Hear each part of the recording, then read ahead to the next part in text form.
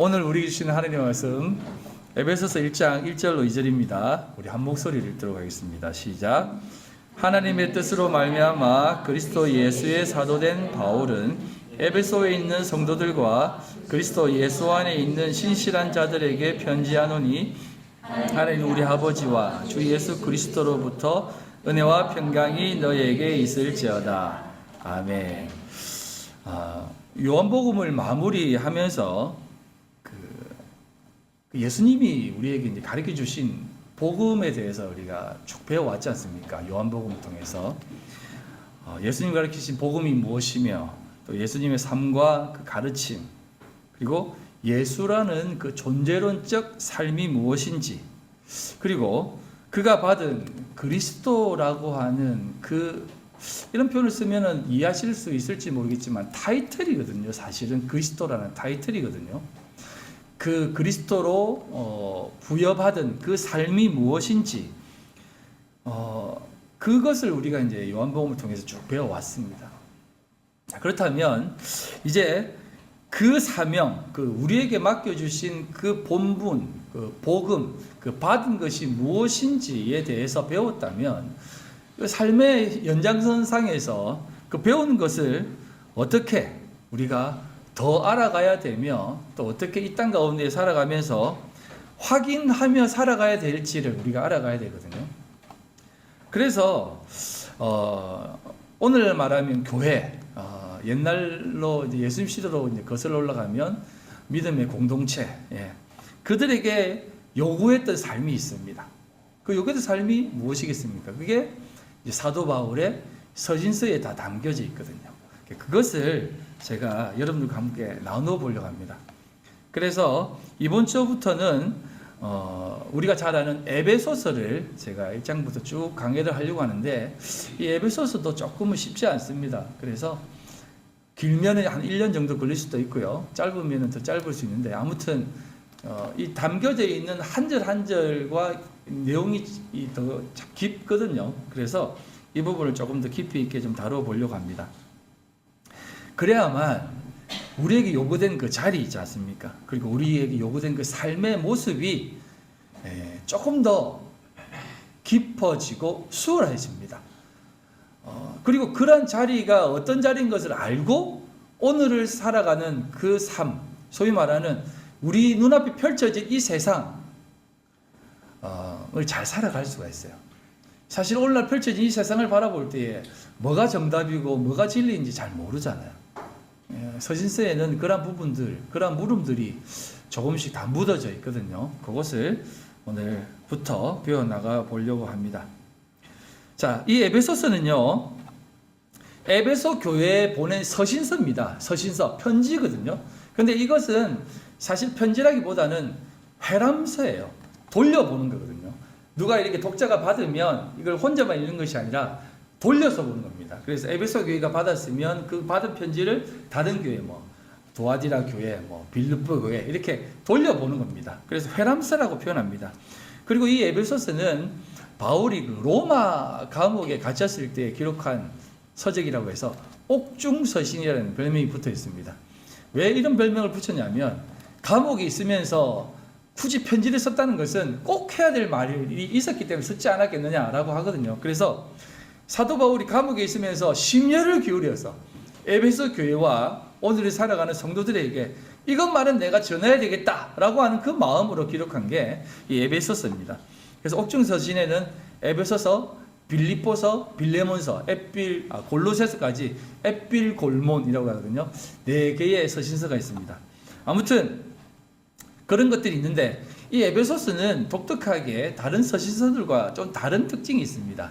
다른 서신서들은 로마서를 제외하고는 고린도 전후서라든지 데살로니가 전후서, 갈라디아서 같은 경우도 그렇고 다 교회가 가진 여러 가지 문제들로 인해 사도 바울이 사도의 권위를 가지고 이렇게 해라 저렇게 해라 라고 하는 어떤 지적과 같은 내용들이 많이 담겨져 있어요. 그렇지만 이 에베소서는 그런 부분들이 아니라 전 교회적 차원에서 다시 말씀드리면 어떤 문제를 가지고 기록한 것보다는 하나님을 믿는 게 예수 그리스도를 믿는다는 게 성도로 부름받은 자리가 어떤 자리인가를 이렇게 풍성하게 이렇게 기록한 내용이에요.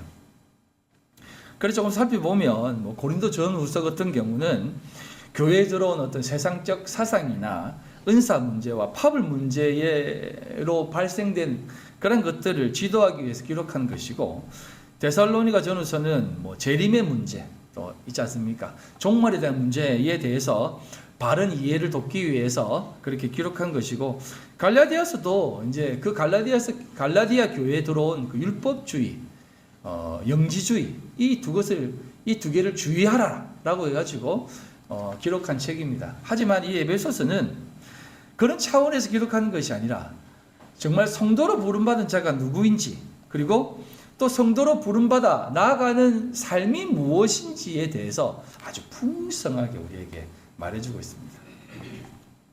그래서 이 에베소서는 시작할 때부터 조금 남다릅니다. 단순히 개인적인 인사로 시작하는 것이 아니라 에베소서 1장 1절입니다. 하나님의 뜻으로 말미암아 그리스도 예수의 사도된 바울은 에베소에 있는 성도들과 그리스도 예수 안에 있는 신실한 자들에게 편지한다라고 합니다. 에베소에 있는 성도들과 그리스도 예수 안에 있는 신실한 자들, 어떻게 보면 에베소에 있는 두 부류의 사람, 두 부류의 사람에게 말하는 듯한 느낌으로 들렸을 겁니다. 성도에게, 그리고 그리스도 안에 있는 신실한 자들에게. 근데 이게 원어적으로 보면 그런 개념이 아니라 이런 뜻이에요. 에베소에 있는 성도들, 그들은 그리스도 안에 있는 신실한 자들이다라고 하면서 어떤 따로따로 떨어진 개념이 아니라 이 성도들이란 이런 사람들이다라고 하는 개념 속에서 먼저 얘기를 하는 것입니다. 그래서 이 사도 바울은 두 부류가 아니라 이 성도도 마찬가지고, 그리스도 안에 있는 신실한 자들은 성도와 어떤 뗄래야 뗄 수 없는 두 가지 개념을 딱 붙잡고 가는 사람들이다라는 것을 먼저 시작하고 이렇게 서신서를 기록하고 있는 거예요. 사도 바울은 이 서신서를 기록할 때 항상 서두에 자신의 소망을 담아 기록했어요. 그래서 서두만 잘 읽으면 그 내용이 어떤 내용인지를 잘 알 수가 있어요. 사도 바울이 에베소서를 기록한 이유가 이런 것이구나. 고린도 전후서도 이런 이유가 있어서 기록한 것이구나라는 것을 알 수가 있어요. 그처럼 사도 바울이 말하고자 하는 그 핵심적인 내용이 이 서두에 담겨지는데, 그게 바로 성도로 부름받은 자, 그리고 그리스도 안에서 신실한 자라고 하면서 시작을 합니다. 자, 그럼 왜 사도 바울은 이 에베소서, 즉 그리스도 예수 안에 있는 신실한 자들에게라고 하면서 펜을 든 것일까요? 그것은 뭐냐면, 이런 비유를 한번 좀 들어볼까요? 우리가 잘 아는 그 한스 안데르센이 지은 그 미운 오리 새끼라는 동화를 아실 겁니다. 그 이야기를 보면 어느 연못가에 살고 있던 엄마 오리가 알들을 품고 있는데, 엄마 오리의 알들에게서 아기 오리들이 태어나기 시작했는데 외모가 다른 모습을 한 아기 오리가 태어났어요. 그래서 그 아기 오리들의 엄마 오리는 이 새끼는 분명히 치면 좋을 것이다 라고 생각해서 이렇게 터부시를 했습니다. 그리고 심지어 그 아기 오리들의 엄마 오리도 그렇게 했을 뿐만 아니라 주변에 있던 아기 오리들도 그 오리를 이렇게 괴롭혔고, 또 주변에 있는 오리까지도 이렇게 괴롭혔어요.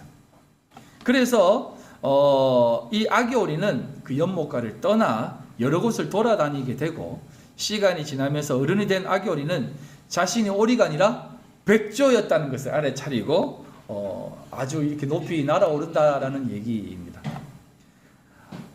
만약 이 오리가 자신이 백조라는 것을 미리 알았다면 자신을 괴롭히고 따돌림시키는 오리들의 핍박이 어땠을까요? 아마도 이랬지 않았을까요? 감히 오리들이 백조인 나를 괴롭히다니, 오리 같은 것들, 이렇게 했지 않겠습니까? 심지어는 괴롭혀라, 나는 너희들과 같은 오리가 아니라 당당히 멋진 백조야 하면서 이렇게 멋진 마음으로 그러한 어떤 핍박이나 공격을 한국 표현이 안 되는데 받아들이지 않았겠습니까? 예. 사도 바울이 이런 뉘앙스로 기록했어요. 에베소 수신자들에게 이렇게 얘기한 것입니다. 너희들은 성도다. 그리고 너희들은 그리스도 안에 있는 신실한 자들이다 라고 선언을 하고 시작한 것이에요. 그러니 여러 가지 핍박이 있고 괴롭힘을 당하더라도 멋지게 받아라 라고 하는 마음으로 이렇게 사도 바울이 이러한 선언을 하고 시작하는 것입니다. 자, 그렇다면 여러분들에게 묻고 싶습니다. 그리스도 안에 있는 여러분들은 신실한 성도십니까? 그리스도 안에 있는 신실한 자들이십니까? 네, 하셔야죠. 예? 예. 예. 그럼 네를 못 하시니까 제가 이렇게 말씀을 잘 가르치도록 하겠습니다. 자, 그럼 성도로 부름받았다라고 하는 그 의미를 조금 확인하면서 가보겠습니다. 로마서 6장입니다. 3절로 5절. 무릇 그리스도 예수와 합하여 세례를 받은 우리는 그의 죽으심과 합하여 세례를 받을 줄을 알지 못하느냐라는 겁니다. 그러면 우리가 그의 죽으심과 합하여 세례를 받음으로 그와 함께 장사되었나니 이는 아버지의 영광으로 말미암아 그리스도를 죽은 자 가운데서 살리심과 같이 우리로 또한 새 생명 가운데서 행하게 하려 함이라. 만일 우리가 그의 죽으심과 같은 모양으로 연합한 자가 되었으면 또한 그의 부활과 같은 모양으로 연합한 자도 되리라 라고 합니다. 성도로 부름을 받았다는 것은 예수와 합하여 세례, 즉 예수와 함께 죽었다는 것을 전제하고 있습니다. 그 말인즉슨 성도로 부름받은 자로서의 삶을 살아간다는 것은 바로 예수 그리스도의 죽음을 담은 거룩한 삶이 담겨져 있다는 것입니다. 자, 다시 말씀드리면 우리가 아무리 거룩한 삶을 살려고 해도 살아갈 수 있습니까? 우리가 아무리 선한 삶을 살려고 해도 살아갈 수 있습니까? 이 세상은 우리들에게 여러 가지 어떤 그 틀들을 내어놓습니다. 이렇게 살아라, 저렇게 살아라, 이렇게 살아라. 하지만 그것을 지키는 사람, 이 세상에 누가 있습니까? 물론 표면적으로 지키는 듯 보이지만 자기 자신은 압니다. 이거 다 못 지킨다는 것을. 그렇기 때문에 아무리 우리가 선한 삶을 살고 좋은 삶을 살고 거룩한 삶을 살아내어 놓으려고 해도 성도, 거룩한 도를 가는 거룩한 무리들은 되지 못한다는 것입니다. 그렇잖아요. 죄인들이 아무리 열심히 일해도 그것을 뭐라고 합니까? 노역이라고 하잖아요. 묶인 자들이 하는 게 노역이죠. 뭡니까? 그 죄인들이 막 이렇게 발 묶여가지고 곡괭이질 하는 그 노역.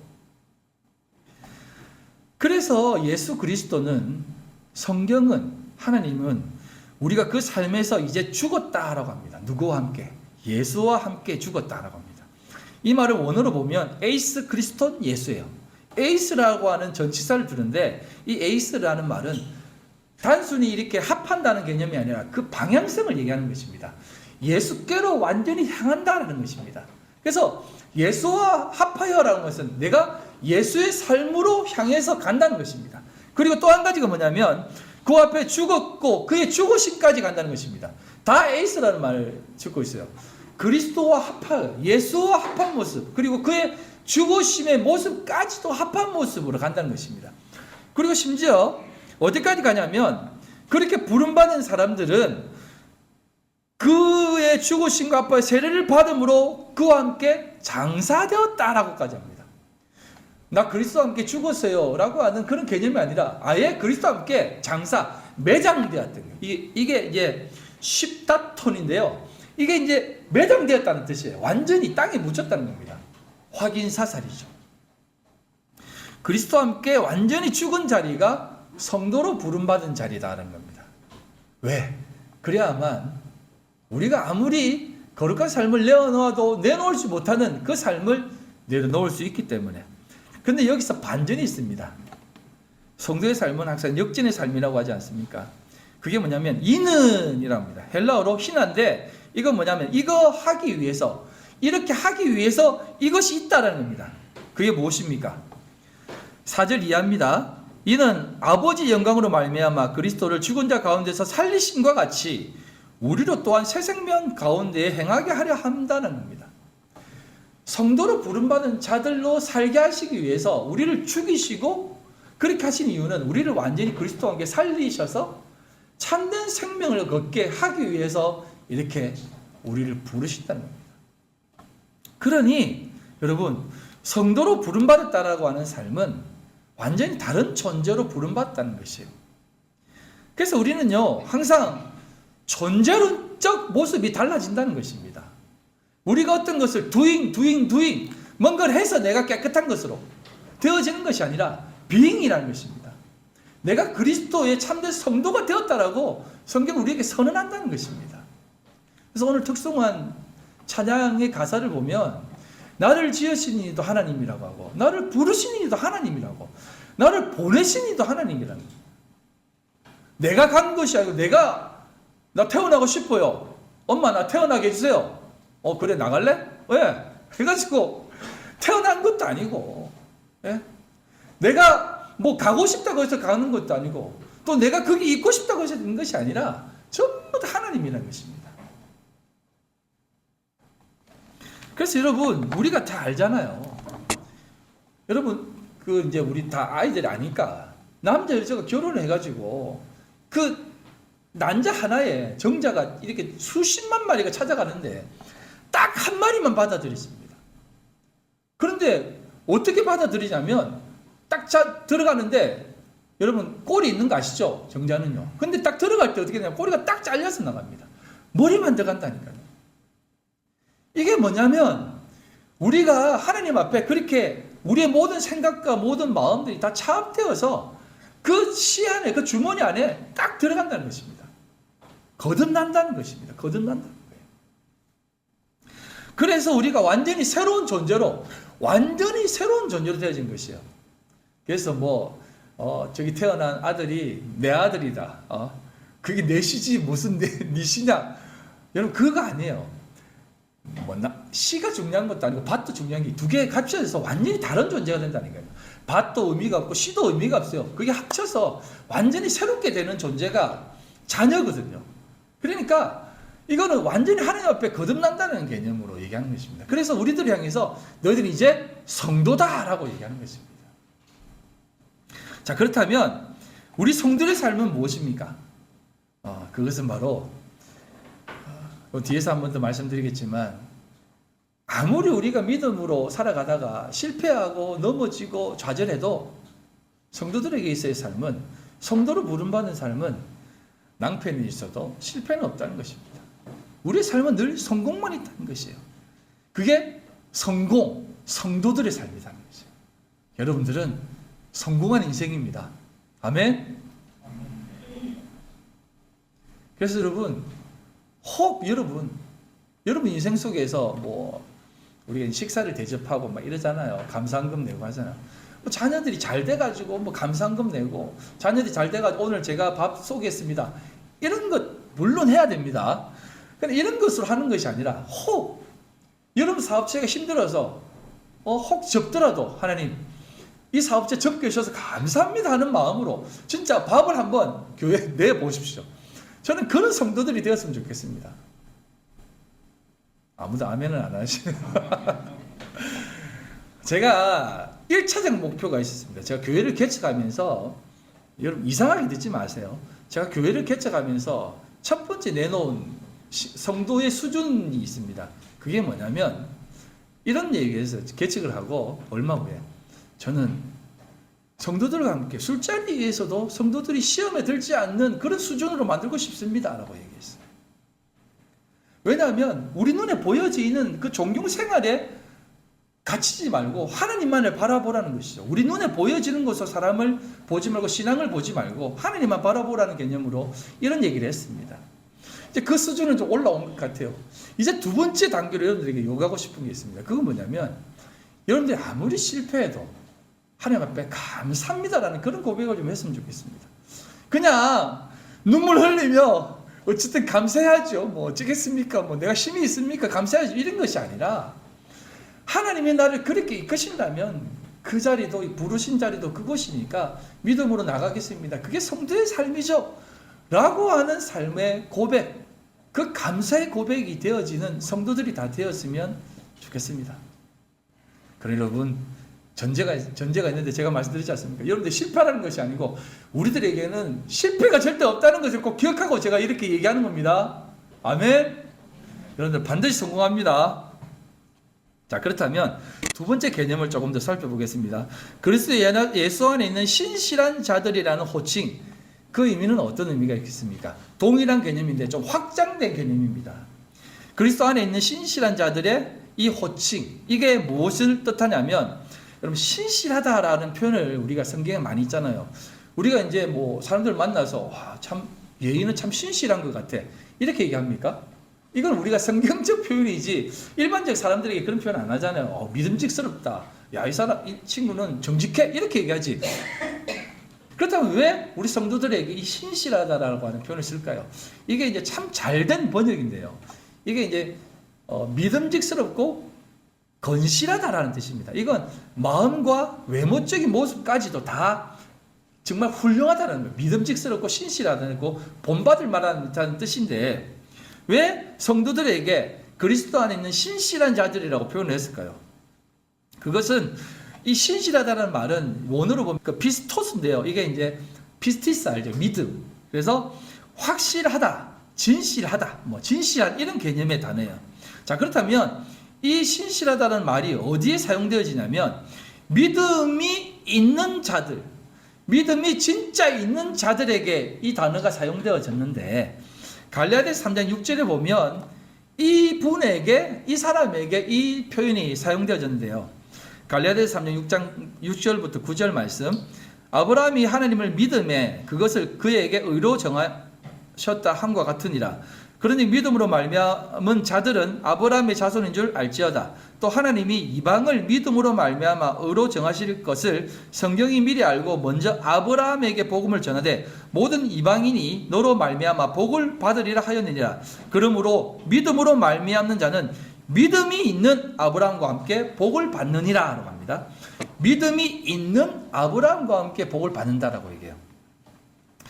아브라함에게 말씀하시기를 하나님께서는 믿음이 있는 아브라함이라고 말씀하시죠. 그렇다면 아브라함이 믿음이 있다라고 말하는데, 사실상 이 아브라함의 믿음은 우리가 생각하는 만큼의 그 믿음의 수준이 아닐 수 있다라는 생각 해보신 적 없습니까? 조금만 살펴보면 히브리서 11장에 보면, 우리가 잘 아는 히브리서 11장은 믿음장이잖아요. 이 믿음장이라고 하는 이 히브리서 11장에 적혀 있는 믿음이 있는 사람들의 이름을 쭉 보면, 히브리서 11장 8절로 11절입니다. 믿음으로 아브라함은 부르심을 받았을 때에 순종하여 장래 유업으로 받을 땅에 나아갈새 갈 바를 알지 못하고 나아갔으며, 믿음으로 그가 이방의 땅에 있는 것 같이 약속의 땅에 거류하며 동일한 약속을 유업으로 함께 받은 이삭과 야곱과 더불어 장막에 거하였으니 이는 그가 하나님이 계획하시고 지으신 터가 있는 성을 바랐습니다라고 합니다. 자, 보시면 이 히브리서 11장은 아브라함에게 이렇게 표현합니다. 그가 하나님의 말씀을 받고 믿음으로 떠나갔다라고 얘기합니다. 그런데 사실상 우리가 아는 상식선에서 생각할 때 아브라함이 하나님의 말씀을 받고, 창세기 12장에 있는 아브라함이 하나님의 말씀을 받고 바로 떠났습니까? 여러분 잘 아시죠? 제가 이제 말씀드리지만 찾지는 않았습니다. 하나님께서 12장에 아브라함에게 얘기했던 말이 무엇입니까? 너는 본토, 친척, 아비 집을 떠나 내가 지시할 땅으로 가라라고 합니다. 본토, 친척, 아비 집을 떠나라고 합니다. 그런데 아브라함이 떠날 때 어떻게 떠납니까? 데라와 롯을 데리고 갑니다. 아브라함의 아버지와 조카까지 데려갑니다. 그리고 떠나는데 지도는 준비 안 했지만 여러분들 잘 아시죠? 갈대아우를 이렇게 지도를 쫙 펼쳐보면 갈대아우르는 저 오른쪽에 있습니다. 오른쪽에 페르시아만 쪽에 이렇게 그쪽에 그 소위 말하는 그 수메르 문명이 발생되었던 그곳입니다. 이 당시 문명은요 대단했습니다. 이 초대 문명은요, 이 당시 문명은 워낙 그 화려해서 진짜 이거는 뭐 저기 다음에 한번 더 설명을 드리겠습니다. 거기에서 하나님이 아브라함을 부릅니다. 아브라함은요 우르인이었어요. 갈대아 우르인. 예. 약간 거무잡잡한 사람이었습니다. 불러가지고 쭉 가나안 땅으로 이렇게 부릅니다. 가나안 땅, 초생딸 지역 그쪽으로 부르는데, 아브라함이 부름받아 가는데 어떻게 가냐면 아버지하고 조카까지 데리고 이제 여러 가지 끌고 쑥 가는데 어디까지 가냐면 하란에 머뭅니다. 하란이 어디냐면 티그리스 유프라테스 알죠? 메소포타미아 문명의 발상지. 그 두 강 사이에 있는 지역, 그 끝에 있는 강 줄기 끝에 있는 지역이 어디냐면 하란입니다. 쉽게 말해서 문명은 강줄기 따라 있거든요.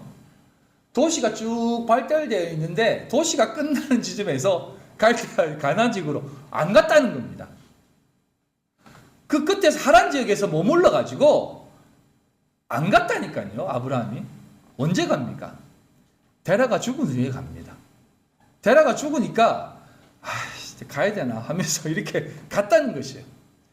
그러니까 여러분, 아브라함이 하나님께 명령을 받고 바로 이렇게 네 가야죠 하면서 쭉 간 거예요. 다 버리고 간 것이 아니고 다 데리고 가다가 가지도 못하고 본토 친척 아버지 집을 떠날지도 못하는 어중간한 지역에 머물러 가지고 있었다니까요. 차지도 덥지도 않은 그 지역에 있었다니까요. 그럼에도 불구하고 믿음이 있는 아브라함이라고 표현을 합니다.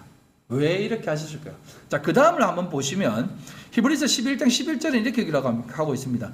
믿음으로 사라 자신도 나이가 많아 단산하였으나 잉태할 수 있는 힘을 얻었으니 이는 약속하신 이를 미쁘신 줄 알았음이라고 합니다. 자, 여기에서 우리가 좀 아는 지식을 동원하면 사라가 당신에게 아들이 있을 것이다 라고 했을 때 네, 아멘 이렇게 했습니까? 아니면 아이고 참나 무슨 말도 안 되는 소리. 지금 내가 나이가 몇인데 아기가 생긴다는 거야. 저 사람도 참 웃기네. 이렇게 했습니까? 제가 확인해 드리겠습니다. 창세기 18장 9절로 12절입니다. 그들이 아브라함에게 이르되 내 아내 사라가 어디 있느냐 대답하되 장막에 있나이다. 그가 이르시되 내년 이맘때 내가 반드시 내게로 돌아오리니 내 아내 사라에게 아들이 있으리라 하시니 사라가 그 뒤 장막문에서 들었더라. 아브라함과 사라는 나이가 많아 늙었고 사라에게는 여성의 생리가 끊어졌는지라. 사라가 속으로 웃고 이르되 내가 노쇠하였고 내 주인도 늙었으니 내게 무슨 즐거움이 있으리려 라는 겁니다. 이게 무슨 말이냐면 하나님의 사자가 소돔과 고모라를 멸하기 위해서 가다가 아브라함이 딱 보니까 저 사람은 하나님의 사자다. 그래서 불러가지고 접대를 합니다. 접대를 받고 그 사자가 이렇게 갑니다. 당신 아내가 사라지? 사라 어디 있느냐? 저기 있습니다. 내년 이맘때 내가 다시 올 때 반드시 아들이 있을 거야 라고 하는 겁니다. 그럴 때 사라가 저 뒤에서 슬그머니 쳐다보고 있었지 않겠습니까? 뭐라고 하나? 들어보니까 말도 안 되는 얘기를 하는 것이에요. 아이고 참 나도 이미 단산하였고 그 다음에 우리 남편도 늙어가지고 아무 힘이 없는데 내가 어떻게 우리 이런 얘기 하잖아요. 별을 봐야 하늘을 봐야 별을 따지고 이런 얘기 하지 않습니까? 아무 힘이 없는데 무슨 아이를 낳는다는 거야 라고 하면서 웃었다니까요. 비웃었다니까요. 그럼에도 불구하고 이 히브리서 믿음장에는 사라가 그것을 믿었다라고 얘기합니다. 그렇게 약속하신 일을 신뢰했다라고 표현하죠. 왜 이렇게 말씀하셨을까요? 한 사람만 더 보도록 하겠습니다. 히브리서 11장 24절로 26절 믿음으로 모세는 장성하여 바로의 공주의 아들이라 칭함받기를 거절하고 도리어 하나님의 백성과 함께 고난받기를 잠시 죄악의 낙을 누리는 것보다 더 좋아하고 그리스도를 위하여 받는 수모를 애굽의 모든 보화보다 더 큰 재물로 여겼으니 이는 상주심을 바라봄이라고 합니다. 우리가 잘 아는 상식으로 모세가 그 이집트 왕자의 자리를 버리고 도망간 이유가 무엇입니까? 설명을 드리면 잘 모르는 사람들을 위해 설명을 드리면 바로가 이제 이집트 왕자 양자로 들어갑니다. 모세가 바로의 딸의 양자로 들어갑니다. 그래가지고 바로의 왕자가 됩니다. 왕자가 되는데 거기에서 왕자의 자리에서 호의호식하며 잘 삽니다. 그러다가 이제 자기가 히브리인이라는 것은 알거든요. 그런데 자기의 동족이 약간 이렇게 부당한 경우를 당하는 걸 보고 의분을 느끼고 의분을 내서 로마 병사, 그러니까 이집트 병사를 이렇게 죽여버립니다. 그러면 이 히브리인이 야 모세 멋지다라고 할 줄 알았는데 도리어 그러지 않고 너 이집트 병사 죽였잖아. 우리도 그렇게 죽이려고 하면서 모세를 막 이렇게 꼰질러 버리는 겁니다. 그러니까 모세가 아이고야 어떻게 하지? 내가 이 이집트 병사 죽인 것이 들통나면은 큰일 나겠는데, 나 죽겠는데 하면서 겁이 나서 도망갔다니까요. 광야로. 도망가가지고 40년 동안 도망자 생활을 했다니까요. 그럼에도 불구하고 히브리서는 이렇게 갑니다. 믿음으로 모세는 장성하여 바로의 공주의 아들이라 칭함을 받기를 거절하고 도리어 하나님의 백성과 함께 고난받기를 잠시 저하게 나갈 누리는 것보다 더 좋아했다는 것입니다. 왜 이렇게 성경은, 히브리서 기자는 이렇게 아브라함의 믿음도, 사라의 믿음도, 모세의 믿음도 뒤에 쭉 나옵니다만, 그들의 믿음이 우리가 보기에는 우리보다 못한 것 같음에도 불구하고 믿음으로 믿음으로 믿음으로라고 하는 얘기를 했을까요? 왜 성경은 이 사람들을 믿음의 사람들, 신실한 자들이다라고 얘기를 했을까요? 이게 바로 믿음이라는 것은 우리가 생각하는 그런 믿음이 아니다라는 것을 말해주고 싶은 것입니다. 여러분, 우리가 믿는다라고 하는 그 믿음이라는 것이 어떤 것입니까? 우리가 믿음의 크기, 믿음이, 우리가 진짜 겨자씨만한 믿음이 있으면 이 산을 들어서 저 산으로 옮긴다라고 막 저 바다에 빠뜨린다고 하고 막 이러지 않습니까? 그러니까 우리가 믿음이 강해져야 돼 막 이렇게 얘기하잖아요. 그러면 한번 생각해 보십시오. 우리가 믿는 그 믿음의 어떤 크기가 이슬람인들이나 불교인들이나 힌두교인들이나 그들이 믿는 믿음도 있잖아요. 그들이 추구하는 믿음, 그들이 추구하는 믿음의 분량보다 크다고 생각하세요? 저 개인적으로 따지면 저는 그들의 믿음이 훨씬 더, 표면적으로 보면 훨씬 더 크다고 생각합니다. 그들의 고행하는 모습을 보면 웬만한 믿음 없이는 그렇게 못해요. 뭐 사실 땡중들이야 알 수 없지만, 땡중들은 그렇습니다만 진짜 고성들을 보시면 그분들의 어떤 그 부처님을 향한 믿음은 다의 추종을 불허합니다. 뭐 이슬람교를 믿는 사람들도 보면 알 수 있습니다. 여러분이 자살 테러 할 수 있겠어요? 예수님 몸에 가슴에 십자가 폭탄을 이렇게 폭탄을 십자가 모양으로 들고 가가지고 모슬렘 사원에 들어가가지고 빵 터뜨릴 자신 있어요? 사탄의 무리를 무너뜨리겠다면서 막 할 수 있겠어요? 십자가 등에 지고 가겠습니까? 그러니까 어떤 젊은 친구들은 십자가 목걸이를 등 뒤쪽으로 쓱 돌리면서 저 등에 졌습니다 이렇게 하는 농담도 하던데, 여러분 그게 그런 게 믿음이 아니라니까요. 그렇게 따지면 우리 기독교인의 믿음이 사실은 더 작아요. 안 그렇습니까? 좀 옆으로 잠깐 세면 왜 한국에 이단들이 그렇게 막 왕성하게 막 펼쳐지는 줄 아세요? 네. 우리 성도들이 잘못 배워서 그래요. 믿음 이렇게 하잖아요. 그럼 믿음이 있어야 된다고 생각하는데, 한 교회 생활 한 5년 10년 하다 보니까 목사님을 쓱 쳐다봤는데 자기가 생각할 때 목사님의 믿음이 그렇게 높아 보이지 않는 거예요. 차라리 내가 더 믿음이 좋은 것 같다는 생각이 드는 거예요. 목사님 보면은 크게 뭐 믿음 있는 것 같지도 않고, 기도도 오래 하는 것 같지도 않고, 잘 먹고 잘 사는 것 같아요. 그러다가 자기가 어떤 목사님 하나 데리고 나가서 교회를 세우는 거예요. 더 믿음 좋은 목사님인 줄 알고 세우는데, 세워봤는데 별거 없는 거예요. 그러다 교회 문 닫는 겁니다. 그럼 그들이 어디로 갑니까? 이단에 기웃거려요. 여러분 이단에 한번 가보세요. 그 이단에 있는 사역자들 정말 믿음이 좋아요. 돈도 안 받고 나가서 전도하죠. 여러분 이단에서 성경 공부할 때는요, 다 무릎 꿇고 배워요. 아세요? 다 방석에 다 앉아가지고 허리 아프다는 핑계 안 하고 막 그냥 몇 시간이고 강의 듣는다니까요. 여러분 지금 여기에 나무 의자 쭉 깔아놓고 이렇게 예배 드리고 있으면, 에이 이 교회는 의자도 불편하고 다른 교회 가야 되겠네 이렇게 한다니까요. 진짜 그렇다니까요. 근데 이단들은 절대 안 그런다니까. 더 막 수십 명씩 막 앉히고 막 수십 명씩 막 이렇게 공부시키고 막 10,000명 20,000명 수를 시키고 이렇게 한다니까요. 그런 거 보면은 더 믿음이 있어 보인다니까요. 다시 돌아와서 성경은 그런 것들을 믿음이라고 얘기하지 않습니다. 히브리서에서 나오는 이 믿음, 피스티스라고 하는 이것은 명사형으로 쓰입니다. 그리고 단수이고 여성형이에요. 히브리서 11장에 나와 있는 믿음으로라고 하는 그 모든 내용의 원어로 보면 전부 다 강조하는 단어가 그 헬라어는 제일 앞에 나오거든요. 피스티스, 피스티스, 피스티스, 피스티스 쭉 앞에 나옵니다. 명사로 다 나온다니까. 믿음으로라고 하는 표현으로 나와 있지만 이 믿음이라는 것은 이라는 것입니다. 이 믿음으로 되어지는 이 사람들은 어떤 믿음이냐면 이런 것이다라는 것을 얘기하는 것이에요. 그래서 믿음은 이런 것이야. 믿음은 이런 삶이야라는 것을 보여주는 것입니다. 그래서 이게 어떤 것이냐면 이 성도들의 삶, 신실한 자들은 믿음이 이 사람들을 이끌어간다라는 뜻이 담겨져 있는 것이에요. 이해되십니까?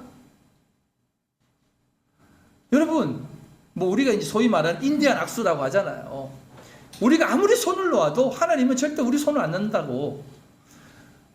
믿음이라는 것은요, 우리 것이 아니다라고 하는 그 이유가 뭐냐면 그 믿음이라는 것은 하나님이 우리를 향한 그 믿음, 우리와 하나님과 맺은 그 믿음이라는 것은 단순히 내가 그 믿음이 큰 것이 아니라 믿음의 질적으로 양적으로 다르다니까요.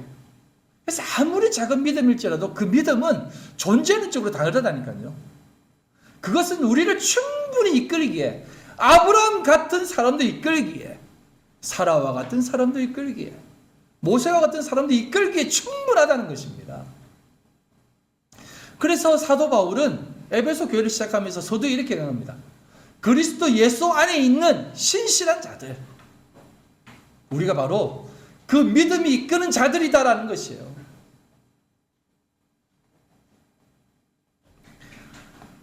아멘. 여러분들은 그런 자들입니다. 그런 믿음 있는 자들이에요. 고린도후서 5장 16절로 17절입니다. 그러므로 우리가 이제부터는 어떤 사람도 육신을 따라 알지 아니하노라. 비록 우리가 그리스도도 육신을 따라 알았으나 이제부터는 그같이 알지 아니하노라. 그런즉 그리스도 예수 안에 있으면 새로운 피조물이라. 이전 것은 지나갔으니 보라 새 것이 되었도다. 예수 안에서 우리는 이전에는 육으로 봤습니다. 그리스도까지도 육으로 봤어요. 지금도 그리스도를 육으로 보는 사람들이 있잖아요. 예수로 보는 사람들이 있잖아요. 그것이 아니라 우리는 이제 완전히 새롭게 된 새로운 피조물처럼 믿음으로 나가는 것입니다. 그게 이사야서에 나오는 독사굴에 손 넣어도 물지 않고 사자들과 함께 뛰어노는 그런 개념의 삶, 전혀 새로운 삶, 이거는 상식에서 벗어나는 삶이다라고 표현하는데, 뭐 진짜 천국에 가면 사자가 있나? 그럼 우리 호돌이도 있겠지. 우리 루미도 루키도 있겠지. 이렇게 생각하는 것이 아니라 비유적으로 설명하는 것입니다. 완전히 새로운 존재가 되어진다라는 개념으로 얘기하는 것이요. 여러분들이 그런 존재다라는 것입니다. 새로운 것, 새 것이 되었다는 것입니다. 그래서 성도로 부름받은 자리, 신실한 자들로 부름받은 그 사람들, 그 교회는 어떤 자리입니까? 베드로서 1장 3절로 7절이라고 얘기합니다. 그의 신기한 능력으로 생명과 경건에 속한 모든 것을 우리에게 주셨으니 이는 자기의 영광과 덕으로서 우리를 부르신 이를 알므로 말미암음이라. 이로써 그 보배롭고 지극히 큰 약속을 우리에게 주사 이 약속으로 말미암아 너희가 정욕 때문에 세상에 썩어질 것을 피하여 신성한 성품에 참여하는 자가 되게 하려 하셨느니라. 그러므로 너희가 더욱 힘써 믿음의 덕을, 덕의 지식을, 지식의 절제를, 절제의 인내를, 인내의 경건을, 경건의 형제 우애를, 형제 우애에 사랑을 더하라 라고 합니다. 이 말씀을 앞의 내용과 연결해서 잘 보시면 우리를 부르신 그 부르심의 그 자리가 어떤 삶을 요구하는지를 나타내고 있잖아요. 그래, 뭐 덕을 세우고 절제하고 인내하고 형제 사랑하고 더 사랑하자라고 하는 개념이 아니라 요 믿음의 덕을, 덕의 지식을, 지식의 절제를, 절제의 인내를, 인내의 경건을, 경건의 형제 우애를, 형제 우애에 사랑을 더하는 이 삶이 어떤 삶입니까? 아브라함의 삶이에요. 아브라함이 믿음의 덕을 세우고 덕의 지식을 깨닫고 덕의 절제를 깨닫는 삶입니다. 요셉의 삶이 이랬어요. 형제의 우애를 깨닫고 그 속에서 하나님의 큰 사랑을 깨닫는 것이에요. 여러분들의 인생에 이 삶이 다 담겨져서 여러분들이 이렇게 이끌고 간다는 것입니다. 아멘. 이게 신자의 자리, 신실한 자로 부름받은 자리라는 것입니다. 그래서 여러분, 교회라고 하는 단어의 헬라어가 에클레시아입니다. 에크와 칼리오라고 한다는데, 에크가 어디로 이렇게 향한다는 뜻입니다. 에크 나온다는, N이 아니고 에크는 밖으로 나간다는 뜻이에요. 그래서 엑소더스예요. 엑소더스, 나간다는 뜻입니다. 근데 어디로부터 나오는 게, 그러니까 나와서 칼리오, 부름받은 자리가 에클레시아거든요. 우리를 어디에서부터 불러가지고 나오는 것입니다. 나와서 그 부름의 자리, 그게 교회거든요. 여러분들을 그 교회로, 성도로, 신실한 자로 부름받은 자리에 있는 사람들이다라는 겁니다. 사랑하는 성도 여러분, 여러분들은 그 자리로 부름받은 자다라는 것을 꼭 기억했으면 좋겠습니다. 아멘. 우리가 살아가는 것은 오직 하나님의 은혜입니다. 아시겠죠? 실패하든 성공하든 잘되든 못되든 다 하나님의 은혜입니다. 이 사실을 아시기를 바랍니다. 여러분, 믿음이 있다고 해서 믿음이 있는 것이 아닙니다. 이 말은 행복하다고 해서 그것이 행복이라고 말할 수 없습니다. 또한 고통스럽다고 해서 그게 고난은 아닙니다. 참된 행복은 때로는 고통 속에서 피어나기도 하고, 참된 믿음은 믿음이 없어요 라고 하는 그 고백 속에서 믿음이 확인되어지기 때문에 그렇습니다. 그러니 지금 여러분들의 모든 삶은 내가 믿음이 있나? 왜 내 믿음이 이렇게 없지? 라고 하는 그 자리에 있을지라도 그게 믿음이 있는 자리라는 것을 꼭 기억하십시오. 내 왜 이 삶이 왜 이렇게 고통스럽지?